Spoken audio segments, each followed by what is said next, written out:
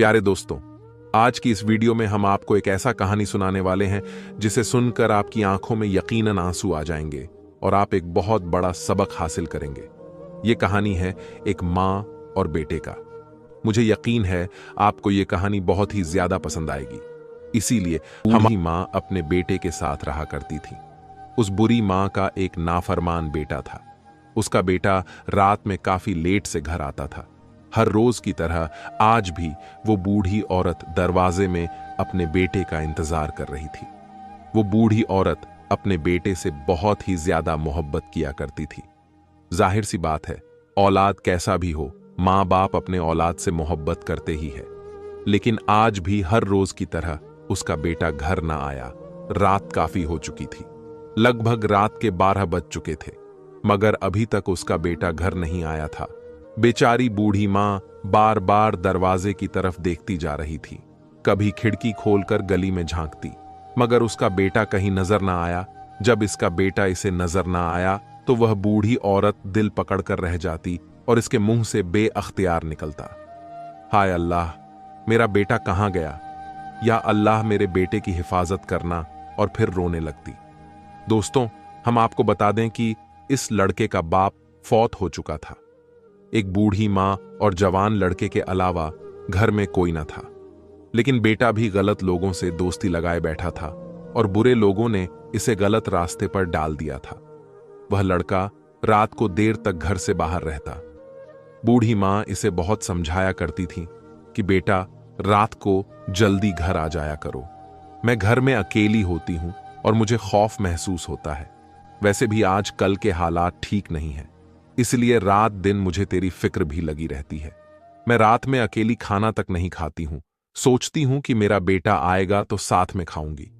इसलिए मेरे बेटे, तुम रात को घर जल्दी आया करो। लेकिन वह बदबख्त बेटा अपनी मां की एक भी नहीं सुनता था। वह बेटा अपनी मां की बातें अपने एक कान से सुनकर दूसरे कान से निकाल देता था। अगर मां की जगह कोई और होता तो कहना नहीं भी मानता तो कोई बात नहीं थी, लेकिन वह तो मां थी और मां अपने लखते जिगर के बगैर कैसे रह सकती थी। वह अपने बेटे के बगैर भला खाना कैसे खा सकती थी और बेटे को बाहर अकेला छोड़कर सो भी नहीं सकती थी। इसी तरह से दूसरा दिन भी गुजर गया। आज फिर वही मामला हुआ था। रात तकरीबन सारी ही गुजर चुकी थी। अब सुबह होने वाली थी। अचानक दरवाजे पर दस्तक हुई। मां भागते भागते दरवाजे पर गई। दरवाजा खोलकर देखा तो सामने उसका बेटा खड़ा था। मां ने अल्लाह का शुक्र अदा किया कि देर हो गई तो खैर है, चलो मेरा बेटा सही सलामत घर तो लौट कर आ गया। बेटा कहने लगा कि अम्मा, मुझे बहुत तेज भूख लगी है, जल्दी से मुझे रोटी ला दो। मैं भूखा हूं, भूख से मरे जा रहा हूं, मुझे रोटी लाकर दो। जैसे ही बेटा अंदर आया, इसने चीखना चिल्लाना शुरू कर दिया। मां कहने लगी कि अच्छा बेटा, कुछ देर तो सब्र कर ले, मैं तेरे लिए गरम रोटी बनाकर लाती हूं। और फिर मां कहने लगी कि बेटा, मैंने भी अभी तक कुछ नहीं खाया, मैं भी बस तेरा ही इंतजार कर रही थी। मां ने बेटे से पूछा कि यह तो बता कि आज देर से क्यों आया है और कहां चला गया था। मैं तो तुझे रोज रोज समझाकर थक चुकी हूं।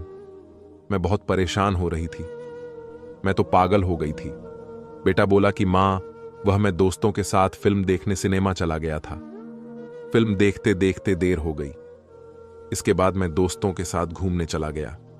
मां बोली कि बेटा, तू कैसे लोगों के साथ दोस्ती लगाकर बैठा है जिन्होंने तुझे गलत रास्ते पर लगा दिया है। बेटा, कितनी बार तुझे पुलिस भी लेकर जा चुकी है और अब तो मैं भी लोगों को मुंह दिखाने के काबिल नहीं रही। बेटा, अब तो मोहल्ले वाले भी मुझे कहते हैं कि यह देखो, बदमाश नईम की मां है। बेटा, कुछ तो ख्याल कर, तेरा बाप तो ऐसा नहीं था और तेरी मां भी ऐसी नहीं। हम तो बड़े ही शरीफ लोग थे, फिर तू क्यों ऐसे लोगों में उठता बैठता है? ऐसे लोगों के साथ तेरी दोस्ती क्यों है? मां तो सच ही कह रही थी, लेकिन बेटा, उल्टी सीधी फिल्में देखकर और गलत लोगों के साथ रहकर इसका दिमाग खराब हो चुका था। मां की प्यार भरी बातें इसे जहर और कड़वी महसूस हो रही थी। वह तो सिर्फ यही चाहता था कि मां से कुछ ना कहे और चुपचाप इसे खाना खिला दे। फिर वह अपनी मां से कहने लगा कि अब बस कर दो, अपनी नसीहतें, ज्यादा बातें ना बनाओ और जो कह रहा हूं वही करो। जल्दी जल्दी खाना खा लेने दो, वरना मैं घर छोड़कर हमेशा हमेशा के लिए चला जाऊंगा। मां ने बेटे के मुंह से जब यह बात सुनी तो थरथर कांपने लगी कि मैंने सोचा भी ना था कि बेटा अब मुझसे इस तरह से जवाब देगा। मां भी दुखी होकर गुस्से में आ गई और बेटे से कहने लगी कि बेटा, ये तू कैसी बातें कर रहा है? अभी तक तो मुझे एक भी पैसा कमाकर नहीं खिलाया है और फिर घर छोड़ के जाने की बात कर रहा है। मां रोते हुए कहने लगी, बेटा, मैंने तुझे पाला पोसा और बड़ा किया। बेटा, तुझे शर्म नहीं आती? अपने मां की नाफरमानी करते हुए मां रोकर गुस्से से कहने लगी, जा, तुझे मैं कुछ नहीं देती। आज तू भूखा ही सो वक्त पर घर आ जाता तो रोटी भी मिल जाती। ऊपर से मां से इस तरह से बदतमीजी कर रहा है। जा, मैं नहीं देती तुझे रोटी, ताकि तुझे भी तो पता चले कि मां को किस तरह से जवाब देना चाहिए। मां का इतना कहना था कि बेटा गुस्से से लाल हो गया और फिर उस नाफरमान बेटे ने जूता हाथ में लिया और मां को मारने के लिए दौड़ा। मां बेचारी बचने के लिए घर से भागी, मगर घर छोटा था और गली में बहुत अंधेरा था। आखिर वह बेटा मां तक जा ही पहुंचा और उसने जूतों से अपनी मां को मारना शुरू कर दिया। अस्तगफिरुल्लाह, मां ने बहुत हाथ पांव मारे, लेकिन अपने नाफरमान बेटे से अपने आप को ना बचा सकी। बेटे के जूते मां के मुंह पर लग रहे थे, लेकिन दिल से आह निकली। इसी लम्हे मां के मुंह से बेटे के लिए बद्दुआ निकली, ए अल्लाह, तूने मुझे औलाद इसीलिए दिया था कि मैं आज इसके हाथों से जूते खा रही हूं। अल्लाह, तू मुझे मौत दे दे, मैं जिंदा रहने के काबिल नहीं हूं। अल्लाह, इस औलाद के हाथों आज मेरी जो बेइज्जती होनी थी वह हो चुकी। अब मुझे अपने पास बुला ले। मैं ज्यादा मार नहीं खा सकती और ज्यादा दुख बर्दाश्त नहीं कर सकती। ए मेरे अल्लाह, जिस बेटे ने मां की तौहीन की, इस कुत्ते को तो दुनिया में और आखिरत में जलील कर दे। ए मेरे अल्लाह, इसने मुझे जिस पैर से लात मारा है वो पैर से इसे मंजूर कर दें।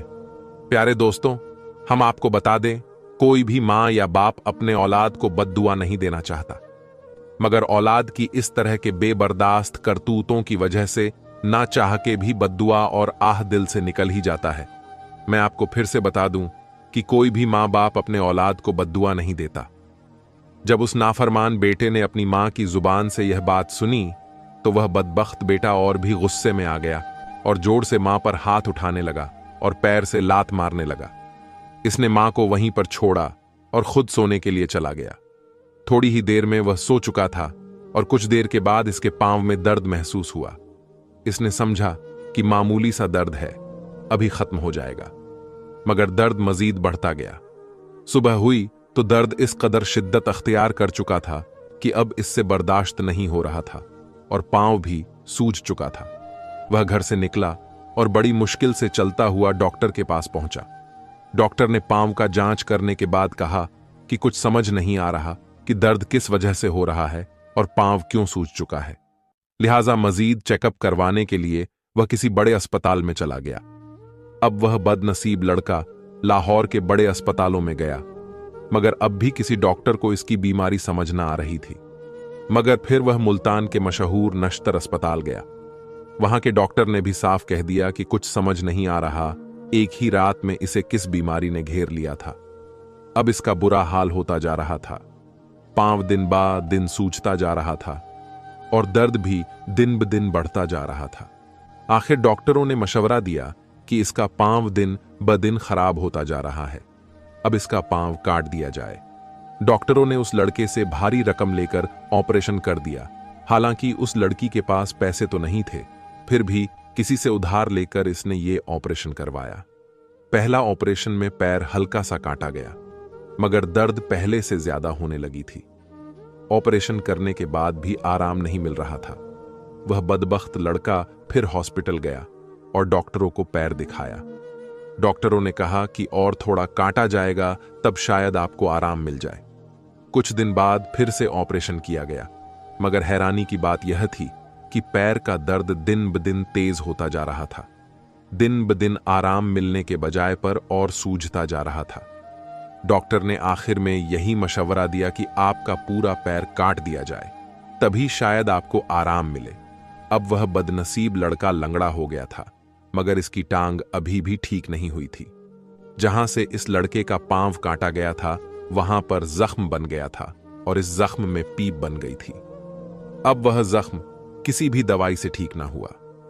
इधर बदनसीब लड़के का इलाज अभी तक जारी था और वहां पर इसकी दुखियारी मां की मौत हो चुकी थी। बेचारी बूढ़ी मां अपने जवान बेटे के हाथों मार खाने के बाद सिर्फ 1 हफ्ता जिंदा रही, मगर इन 7 दिनों के दौरान इस बूढ़ी मां ने कुछ भी नहीं खाया था, सिर्फ रोती रहती थी और यही कहती थी कि मैं तो समझती थी कि बेटा बड़ा होकर खिदमत करेगा, मगर मैं तो इस बुढ़ापे में भी इसके हाथों से जूते खा रही हूं। मुझे अपने बेटे की कोई जरूरत नहीं। यही कहती कहती वह मर गई। मां के मरने के बाद बेटे की हालत बहुत बुरी हो गई थी। फिर इसी तरह काफी वक्त गुजर गया। वो बदबख्त लड़के ने एक दिन शादी भी कर ली। इसकी शादी हुई तो इसकी बीवी इसे छोड़कर चली गई। इसके बच्चे हुए तो वह भी इसके करीब ना जाते। इस जालिम शख्स की जायदाद थी, मगर इस पर भी इसके बेटों ने कब्जा कर लिया। एक दुकान थी, वह भी छीन ली गई। इस तरह से इससे सब कुछ छीन लिया गया। यहां तक कि जब इसके पास खाने पीने के लिए कुछ भी ना रहा और ना ही इलाज के लिए रकम रही, तो वह बदनसीब आदमी भीख मांगने पर मजबूर हो गया और वह रास्ते पर बैठकर भीख मांगने लगा। लोग इसको भीख देने के लिए इसके करीब तक भी नहीं जाते थे। जैसे कुत्ते को खाने के लिए हड्डी फेंकते हैं, वैसे ही इस तरह से इसको खाने के लिए दूर से ही खाना फेंक दिया जाता था। लोग इसे देखकर कहते कि यह वही लालची और बदनसीब इंसान है जिसने अपनी बूढ़ी मां को जूते मारे थे। इसी रास्ते पर वह भीख मांगता रहा। इसके जख्म में दर्द होता रहा और पीप बहती रही और हर वक्त इसके जख्म पर मक्खियां बैठी रहती थीं और इसे दर्द भी शदीद होता था। मुसीबत में वह हर वक्त मुब्तला रहता। इसी हालत में एक ही रास्ते पर इसने 4 साल गुजार दिए और भीख मांगता रहा। और जिस जगह यह वाक्या पेश आया था, इस जगह का नाम मुल्तान था। एक दिन दावत में एक बुजुर्ग आए जिनका नाम मौलाना अब्दुल शकूर था। मौलाना अब्दुल शकूर बहुत ही अच्छे और जबरदस्त तकरीर करते थे। जब वह मुल्तान में आए तो इन्होंने वहां पर तकरीर भी की थी। तकरीर करने के बाद मौलाना साहब कुछ लोगों के साथ वापस जा रहे थे कि रास्ते में इन्हें एक आदमी मिला। वह आदमी एक चारपाई पर बैठा हुआ था और इसके हर तरफ मक्खियां ही मक्खियां उड़ रही थीं, जिसके चेहरे का रंग भी पीला पड़ा हुआ था और दांत मैले कुचैले थे। बहुत ही परेशान मालूम हो रहा था। जब मौलाना साहब इसके पास से गुजरे तो इसने दर्दनाक आवाज में कहा, मौलाना साहब, इधर तशरीफ लाए, मुझे इबरत से देखें। मैं एक शेर था। यह दुकान, यह घर, यह सब कुछ मेरा था, लेकिन अब मैं भिखारी बन गया हूं। मैं भीख मांगता हूं। फिर इसने मौलाना साहब को अपना सारा वाकया सुनाया कि किस तरह से मैंने अपनी बूढ़ी मां को जूते मारे और मेरी मां इसी हालत में मुझे बद्दुआएं देती हुई मर गई। यह सारा वाकया मौलाना साहब को सुनाने के बाद इसने जोर से चीख मारी और वहीं जमीन पर गिर पड़ा। तो फिर उठा और कहने लगा, मौलाना साहब, यह दुनिया की जिल्लत है, तो फिर पता नहीं कि मेरे लिए आखिरत में क्या होगा। इतना कहकर वह फिर से जमीन पर गिर पड़ा। इसके बाद इस बदनसीब शख्स ने आंख नहीं खोली और बस यही कहता रहा कि मौलाना साहब, मुझसे मेरा रब को राजी करवा दो, जिससे मां नाराज हो। इससे अल्लाह भी नाराज हो जाता है।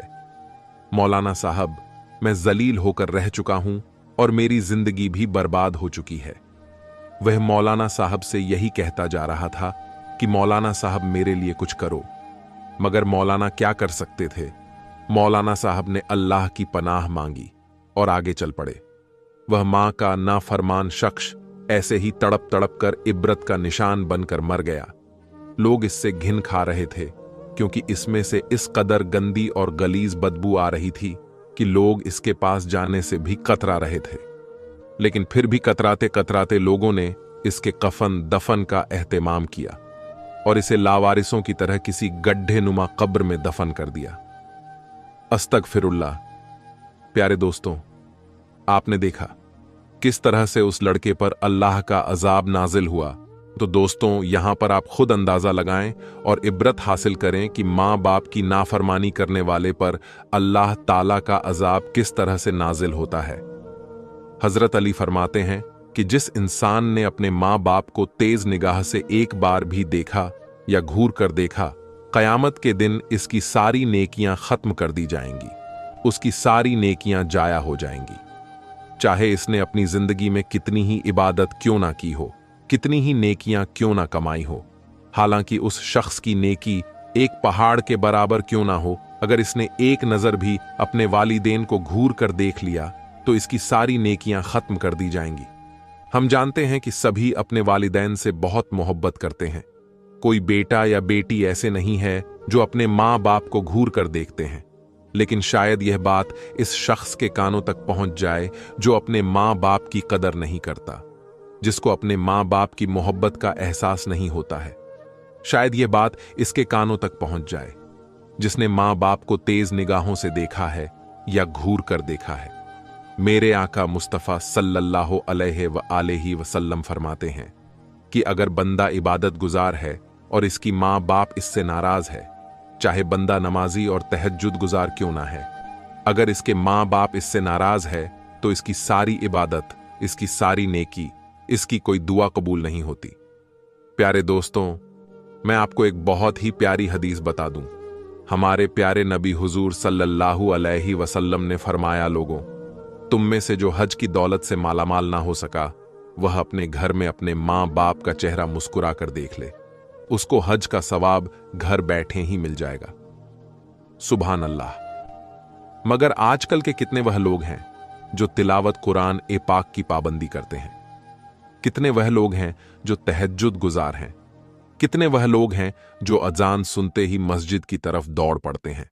घर से निकलने से पहले क्या इनको एक बार भी यह ख्याल आता है कि इनके माँ बाप इनसे नाराज तो नहीं, कि इनके माँ बाप इनसे खुश तो हैं? अगर यह देखकर घर से निकले तो इनकी इबादत और इनकी दुआएं कबूल जरूर होगी। अगर इनके माँ बाप इनसे नाराज हैं तो इनकी कोई इबादत भी कबूल नहीं की जाएगी, इनकी कोई दुआ भी कबूल नहीं की जाएगी। वालिदैन का आदाब बताते हुए सहाबा इकराम बयान फरमाते हैं कि अगर माँ बाप पीछे चलते हैं और इनका बेटा आगे चलता है तो वह बेटा फरमाबरदार नहीं बल्कि नाफरमान होगा। अगर रात का वक्त है, रास्ते में कुछ खतरा है, कांटे हैं, कुछ परेशानी है, तो इस हालत में बेटा आगे चल सकता है ताकि माँ बाप पर कोई परेशानी ना आ सके। रास्ते में जो परेशानी आने वाली है वह पहले से देख ले। इस हालत में ही सिर्फ बेटा माँ बाप से आगे चल सकता है, वरना माँ बाप के आगे चलने वाले के मुतल्लिक फरमाया गया है कि इसका नाम माँ बाप के नाफरमानों में लिख दिया जाएगा। जो माँ बाप के आगे चलता है, यह दिने इस्लाम में भी बेअदबी माना जाता है। जब माँ बाप के आगे चलने की इजाजत नहीं दी गई तो आजकल के नौजवान हर बात में अपनी माँ बाप की बेअदबी क्यों करते हैं? इनकी बातों को नजरअंदाज क्यों करते हैं? इनकी बातों पर ध्यान नहीं देते। यहां तक कि इब्ने अब्बास फरमाते हैं कि अगर नफल हज के लिए मां मना कर दे तो औलाद को जायज नहीं कि वह नफल हज करे, और मां बाप को यह हक है कि वह अपनी औलाद को नफल इबादत से रोक सके। यहां से यह साबित होती है कि मां की क्या अजमत है। एक बार आका करीम सल्लल्लाहु अलैहि वसल्लम ने सहाबा इकराम से कहा कि अगर मेरी मां आमिना इस वक्त हयात होती, जाहिरी जिंदगी में वह मुझे आवाज देकर बुलाती और मैं तुम्हें नमाज पढ़ा रहा होता तो मैं नमाज को छोड़कर अपने अम्मी के खिदमत में हाजिर हो जाता। यह कहते हुए रसूले पाक की आंखों में आंसू आ जाते हैं और सहाबा इकराम के सामने रोने लगते हैं। प्यारे दोस्तों, जिनके मां बाप इस दुनिया में है, इन्हें एहसास नहीं कि कितनी अजीम नेमतों के साथ वह अपनी जिंदगी गुजार रहे हैं। इनको एहसास नहीं कि इनके पास क्या चीज है। किसी कहने वाले ने कहा है कि नेमत खत्म होने के बाद इसकी कदर का इंसान को बाद में एहसास होता है। नबियों के ताजदार अपने हवाले से इरशाद फरमाते हैं कि जिस शख्स ने अपनी मां को एक बार मोहब्बत से देख लिया, जिस शख्स ने अपनी मां के चेहरे को एक बार मोहब्बत की निगाह से देख लिया, इसने एक मकबूल हज का सवाब कमा लिया। जिसने अपनी मां को मोहब्बत भरी निगाह से देख लिया, इसको अल्लाह ताला मकबूल हज का सवाब देता ही देता है। सुभान अल्लाह। माँ बाप का दिल दुखाने वालों, माँ बाप को रुलाने वालों, कोई चीज मांगने पर इनको इनकार करने वालों, इनको डांटने वालों, जरा गौर करो हुजूर। ए पाक सल्लल्लाहु अलैहि व आलिहि वसल्लम फरमाते हैं कि काश मेरी माँ इस वक्त हयात होती और मैं तुम्हें ईशा की नमाज पढ़ा रहा होता और मेरी माँ मुझे बुलाती, ए मोहम्मद इधर आओ सल्लल्लाहु अलैहि वालैहि वसल्लम, तो मैं क्या करता? साहब अर्ज करते हैं कि ए मेरे आका, आप पर माम बाप कुर्बान। आप क्या करते? सरकार फरमाते हैं कि मैं नमाज छोड़कर लब्बैक कहते हुए अपनी मां की बारगाह में हाजिर हो जाता। अल्लाह के हबीब उम्मत को मां की अहमियत का एहसास दिलाते हैं और फरमाते हैं कि मां बाप की बेअदबी वही इंसान कर सकता है जिसका दिल अल्लाह ने सख्त कर दिया हो। मां बाप से मोहब्बत वही नहीं कर सकता जिसका दिल सख्त हो गया हो, वरना जिसका दिल नर्म हो वह कभी भी अपने वालिदैन की बेअदबी नहीं कर सकता। वालिदैन के हुकूक में यह भी आता है कि वालिदैन से डायरेक्ट बात करने की भी इजाजत नहीं होती, बल्कि माँ बाप से बात करने के आदाब है। बल्कि इस्लामी तरीका यह है कि जब अपने माँ बाप से कोई मशवरा करना है या कोई बात करनी है तो पहले उनसे इजाजत ले लो। अगर वह इजाजत देते हैं तो इनसे इस तरीके से बात करो कि जिस तरह से गुलाम अपने मालिक से बात करता है, इनसे इस तरह से पेश आओ कि जिस तरह से गुलाम अपने मालिक के साथ पेश आता है, और यही हमारी शरीयत और इस्लाम है। जरा सोचिए दोस्तों, क्या हम इस तरीके से अपने माँ बाप के साथ पेश आते हैं? क्या हम इस तरीके से अपने माँ बाप से बात करते हैं? दोस्तों, खास करके इस दौर में हम अपने पैसे को ना जाने कहां कहां खर्च कर देते हैं, और जब माँ बाप पर खर्च करने की बात आती है तो शायद हम खामोश हो जाते हैं, सोच में पड़ जाते हैं कि कहां से पैसा आएगा, कितना दें, क्यों दें, किस लिए दें। यह बातें जहन में उतर जाती हैं। मगर दोस्तों, न जाने और किस किस जगह कितना पैसा खर्च कर देते हैं। अल्लाह पाक फरमाता है कि जो शख्स अपने माँ बाप पर खर्च करता है तो अल्लाह उसको जो सवाब देता है वह सवाब इसको ना किसी मस्जिद बनाने में, ना कहीं पर चंदा देने में, ना जकात देने में, और ना किसी और नेकी करने पर मिलता है। जो सवाब इसको माँ बाप पर खर्च करने पर मिलता है वह सवाब इसे किसी और नेकी करने पर नहीं मिलता। आप अपने माँ बाप पर खर्च करेंगे तो इससे कई ज्यादा अल्लाह पाक आपकी कमाई में बरकत देगा। लोग माँ बाप को अहमियत नहीं देते, लेकिन अगर कहीं से चंदा इकट्ठा हो रहा हो वहां पर 5,000, 10,000, यहां तक कि 1,00,000 तक भी दे देते हैं। हालांकि जब अपने घर से निकलते हैं तो इस हालत में इनकी माँ इनसे पैसे मांगती है कि बेटा मुझे डॉक्टर के पास जाना है, मुझे चंद पैसे दे दो। तो बेटा जवाब देता है कि आपका बुढ़ापा है, कितने पैसे लगाएंगे, सारा पैसा क्या मैं अब आप पर ही खर्च कर दूं? तो क्या इस शख्स का चंदा कबूल होगा? जिस शख्स की माँ घर में परेशान है, मजबूर है और उससे पैसे मांग रही है और वह बाहर जाकर चंदा दे रहा है, लाखों रुपए दे रहा है, तो क्या अल्लाह पाक इसको कबूल करेगा? हरगिज नहीं। जिस इंसान ने अपने माँ बाप पर खुशी खुशी खर्च किया, खुशी दिल्ली से खर्च किया और अपने माँ बाप के सारे हुकूक पूरे किए, तो अल्लाह ताला इसकी जिंदगी में सुकून पैदा कर देगा और इसके कारोबार में बरकत अता करता है। बस एक बात कहना चाहता हूं कि जिंदगी में कभी भी माँ बाप की बद्दुआ ना लेना, जिंदगी में कभी भी माँ बाप का दिल मत दुखाना, हमेशा इनकी दुआ लो, कभी भी इनको मत रुलाओ, क्योंकि जिस शख्स ने अपने माँ बाप को रुलाया, अपने माँ बाप का दिल दुखाया, वह शख्स अल्लाह ताला की सभी रहमतों से महरूम रह जाता है। चाहे वह कायनात की सभी चीजें हासिल क्यों ना कर ले, चाहे वह दुनिया जहान की ही क्यों ना दौलत हासिल कर ले, लेकिन इसकी जिंदगी में सुकून और खुशी इसे कभी भी हासिल नहीं हो सकती। अगर खुश रहना चाहते हो और अपनी जिंदगी में सुकून चाहते हो तो अपने माँ बाप को राजी रखो, इनसे मोहब्बत करो, इनकी बात को मान लो, फिर इंशाअल्लाह आपकी जिंदगी और आखिरत दोनों ही संवर जाएगी और उसका बदला आपको आपकी औलाद की सूरत में मिलेगा। जिस तरह से आप अपने माँ बाप के साथ पेश आएंगे, इसी तरह से आपकी औलाद भी कल को आपके साथ पेश आएगी। आखिर में अल्लाह पाक से दुआ है कि अल्लाह पाक हम सबको माँ बाप का फरमाबरदार बनाए। इन अजीम हस्तियों की इज्जत करने की, इनकी खिदमत करने की तौफीक अता फरमाए। आमीन या रब्बुल आलमीन। आखिर में अल्लाह पाक से यही दुआ है कि अल्लाह पाक हमें ऐसे वाकयात से सबक हासिल करने की तौफीक अता फरमाए। आमीन। इस वीडियो को एक लाइक भी जरूर कर दीजिएगा, क्योंकि लाइक करने से यूट्यूब इस वीडियो को और भी लोगों तक पहुंचाता है, ताकि यह वाक्य सुनकर कोई अपने वालिदैन की नफरमानी करता होगा तो वह सुधर जाए। और हाँ, इस वीडियो को शेयर